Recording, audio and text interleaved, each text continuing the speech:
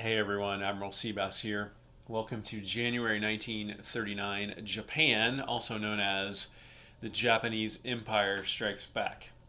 Um, I thought a lot about Japanese strategy this turn because the Chinese communists, aided by the Soviet planes, have really been a pest for Japan. So Japan had $30 this turn, and Japan had to make a strategic choice. Japan had been spending 15 to 20 on China on the war against China, and then another 10 to 15 on building long term for the war. This turn, they decided basically to spend $28 on the war against China and $2 on a tech roll. They're not going to be able to do that for very many more turns because at some point Japan has got to start thinking about what they're going to do down here in this part of the map. A lot of their victory conditions and objectives are down here in taking out these territories, especially the Dutch and some of these territories in here. So Japan can't fiddle around too much more in China. So they are going to spend their money this turn and maybe next turn too on trying to deliver a knockout blow, if not a staggering blow, to the Chinese. So here's how it's going to happen this turn: $4 on 2 militia, $1 to upgrade one of the infantry in China to a motorized to give them a bit more mobility. $12 on 2 mountain infantry and an artillery. These will all go in Johor. $5 on an SNLF Marine, which will be built in mainland Japan, and $6 on 2 more infantry. All these will basically come over next turn, and then $2 on the tech roll. I think I mentioned that already. So that's what Japan is going to do, and let's go ahead and do their tech roll now. Japan is going to go for wartime economy. They want to get that started, and they need, believe, a 7 or higher to get that. So wartime economy, can Japan get it started 7 or higher? Wow, fail. Okay, so let's talk about combat moves. And I thought long and hard about this, and I definitely want to take this back from the communists. But the big move this turn is we're going to push into this territory right here. Right here. Which is called Shanxi. And the KMT have been living rent-free here for long enough. And they have been protecting the flank of the Chinese communists by staying in this territory and building up. Now, the KMT have a ton of units in here. They got 4 militia, 2 mountains, a regular infantry, and 2 cavalry. So Japan's going to send everything in these 2 spaces into there, along with not only these planes, but all of the naval air force as well that are in this navy. So I'm going to go ahead and move these guys to the battle board, and then I'm going to show you how everything moves in. So I'll be right back. One more thing I wanted to explain about the purpose behind this attack, excuse me, is not just to get on the communist flank, but this territory here is right next to here where the Soviet fighters are being based. And that's going to make the Soviets very nervous. They do not want these planes to be lost. And in fact, this will probably, unless this territory can be taken back, the Soviets will require these planes to be moved back to Xinjiang, which will put them a lot further from the Chinese coastal territories, which is what Japan's targeting. So that's the dual-fold purpose here of this attack. Okay, with all those Chinese troops on the battle board, let me show you what Japan's going to roll in here. It's going to roll in here 2 mountain infantry. It's going to roll in 2 artillery.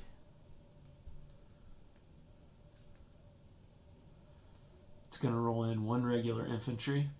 It's going to roll this anti-aircraft gun in as well. So those are the ground units that it's going to roll in. And then all these fighters, of course, will roll in. all these fighters will roll in, or planes. So it's 2 tacticals and 2 fighters. Those tacticals will be hoping to target the mountain infantry, especially if they get hits. But also, we've got in this Navy right here, we have got 2 fighters and another tactical, which are all going to move 3 and move into here as well. Now, all these planes are going to be going back to Johol. Maybe, no, not Peking. They'll all be going back to Johol. So I'm just taking the tactical off of the fleet carrier, putting it here. I'm not going to track the fuel on these because, again, they're all going back to Johol. They can all make it. So it doesn't really matter to track the fuel right now. So there's all the stuff that's going in there for this fight. So let me move that to the battle board and then we will roll it out. Okay, very interesting looking battle, I think. Here. And I've got another combat move and I'm going to do it after this. I know I should have done it at the same time, but it's really crowded up there. So what we had here was we got 3 tacks, 4 fighters, 2 artillery, which because it's a mountain territory, they go down to 2. But they upscale the 2 mountains who don't suffer the mountain penalty, so they stayed at 2 and they got upscaled to 3. A normal infantry, which did get downscaled to 1, and then an AA gun, which won't be able to shoot but can be taken as a casualty. I really wanted that to survive, though, so that it'll shoot at those Soviet planes if they come in. So let's go ahead and roll this one. Japanese infantry at 1. Miss. Oh, wait. I'll keep that roll, but I should have rolled the first strike. So the 2 artillery at 2. Miss. 2 10s. Infantry already missed, so the 2 mountain, regular infantry missed, so the 2 mountain infantry, artillery supported, attacking at 3. There's 1 hit. So we'll do that. Now we've got 4 fighters attacking at 6 or less. There's 2 more hits. And now we've got 3 tacticals that are attacking at 7 or less. Target select 1 to 4. Or 1 to 3. Let me check that. Target select 1 to 3.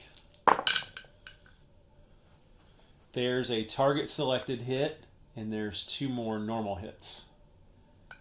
So we will target select one of the mountain infantry.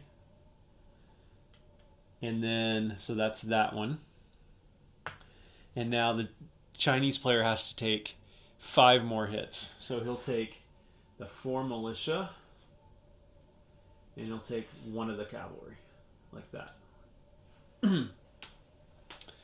Okay, let's see what this massive units can do back. So we've got 1, 2, 3, 4, 5, 6 artillery and militia at 2 or less. No hits.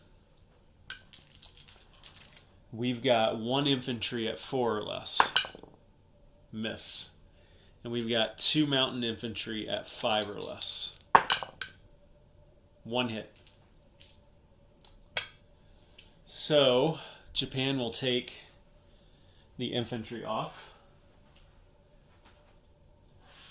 And we will move to round 2. KMT have 3 units left. Okay. Artillery no longer get first strike, but they still attack at 2 or less. Nothing. The 2 mountain infantry at 3 or less. Nothing. We've got 4 fighters at 6 or less. And that's 3 hits. That's all we needed. So 1, 2, 3. The cavalry at 2 or less. Misses. The infantry at 4 or less hits. Mountain infantry at 5 or less also hits. So, what would you lose? What 2 would you lose? I think you would lose... you'd lose the artillery, right? Even though they get first strike, and they would defend at 3. These mountain infantry defend at 5, and the AA gun would get a shoot at the planes, which was the whole point. So we'll lose the 2 artillery. Okay, so KMT has lost 8 units in exchange for 3 from Japan. So, and the CCP's flank has been exposed. So here's how that's going to look. That's going to get taken off. That's going to go on. I'm going to move Japan up 1. And I'm going to try to move China down 1. But these magnets, man, they're so tight right there. So China's now at 6. And the French magnet just got attracted to Anzac again. And he's all over the place. Okay. So, and the Japanese will have an anti-aircraft artillery there and 2 mountain infantry to defend. It's definitely takeable. It just depends on whether the Soviets will allow those planes to be risked. I doubt they will. I wouldn't. And I'm playing the Soviets, so I think my opinion matters. Okay, so now what's going to happen here is we're going to target this territory here on the coast where we have a single Chinese Communist infantry. And this transport is going to bring over this infantry and this Marine to do an amphibious assault. Just to protect everything. These are all going to move up here. These are going to move in here too. And I know it's overkill, but we'll do an amphibious assault. And pretty much everything that Japan has naval-wise will get a shoot. So really, let's start with the battleships. And they are at 4 or less, and there's 3 of them. So we're really just looking for 1 hit here if you're the Japanese. And there it is, right there. He cannot shoot back because it's an amphibious assault. So he's dead. That's off. So what that means is Japan will take that territory back. They'll go up 1 more to 27. The Chinese Communists, you know what happened again. The French moved over to Anzac.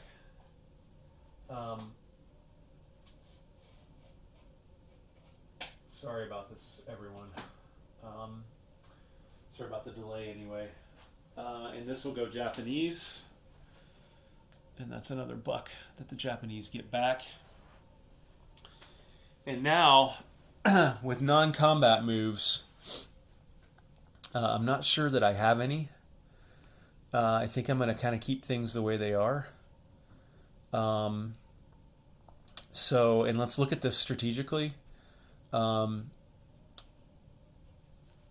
I wonder, should I not move like this guy? I could probably afford to take 1 guy off the border. Notice something here. These guys could do a border assault on those guys. And then, so, you know, the Soviets could do that. And I saw that before I did the move. But I really wanted to take out those KMT units.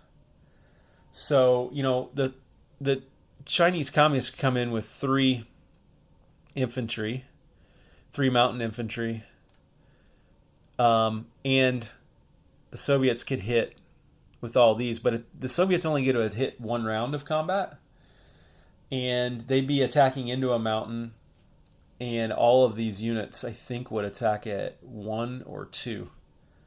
So the Soviets have to decide what they're going to do, whether they're going to support that attack or whether they're going to try to finish off Mongolia here. But that's a long way of saying I might move this guy into Peking or Johor. Yeah, I think let's do that. Let's move him into Johor. Right there. What I love about what the Japanese just did here is that now they have two territories bordering communist China, their central territory there. So maybe the communists decide to hit here, or maybe they don't. Who knows? You could overthink this quite a bit if you tried. So let's go ahead and place units because I have no non-combat moves. So here's what that's going to look like.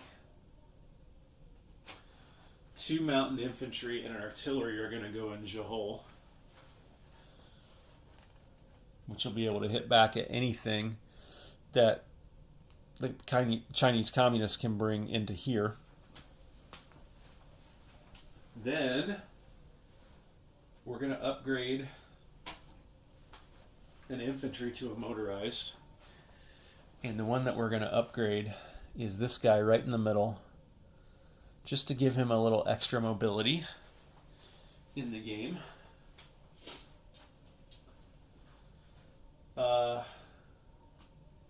Then let's go ahead and place the new militia. And that'll be pretty simple. We're going to build another militia down here.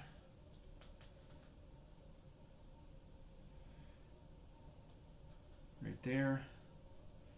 And we're going to build another militia right here.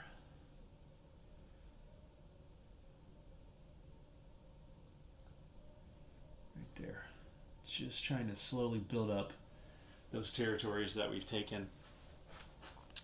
And then, last but not least, we will put 2 infantry and an SNLF Marine over here in mainland Japan. Can you see that? Yeah, you can. See that SNLF chip? Those are elite Marines. Japan can build normal Marines and elite Marines. These guys attack at 4 and defend at 5.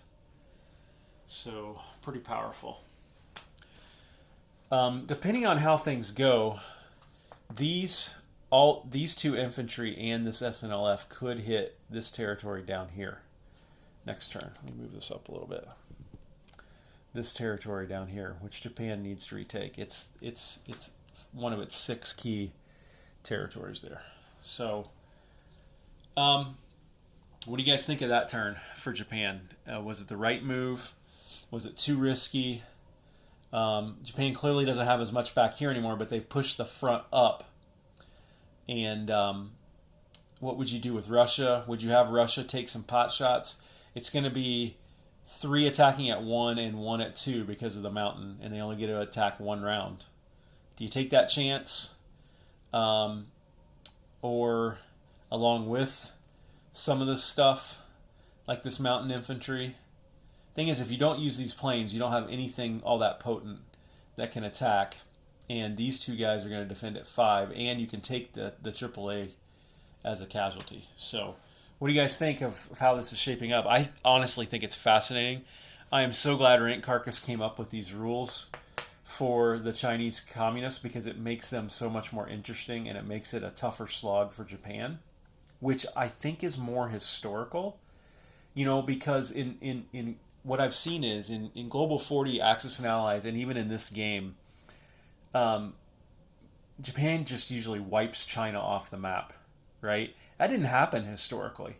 In fact, this battle line right here is kind of where things happened historically. And so I think that rule, even though it probably makes the communists a little more powerful than they were historically, it's balanced this game out in a much more historical fashion in China. So Japan has got to start focusing down there at some point very soon. They might have one more turn where they can spend most of their resources fighting China, and then they got to start thinking about taking out some places down here like Hong Kong, like the Philippines, Hanoi, Saigon, Singapore, and then obviously the Netherlands. The Netherlands isn't going to put up too much of a fight, but they are pretty far away, and so Japan's got to start thinking about that, and they've got to be, here pretty soon. Japan's got to think about only putting $10 to $15 at most a turn into China. So anyway, let me know what you think. I need to collect income, don't I? So let me do that. Japan will collect $27, and I thought they saved $1, but maybe they didn't. I was gonna build. Japan can start building those Yamato battleships in January '39, and my initial buy had them doing that, but I rethought it because I'm like, I gotta put everything into China for at least a turn or two here before I do that.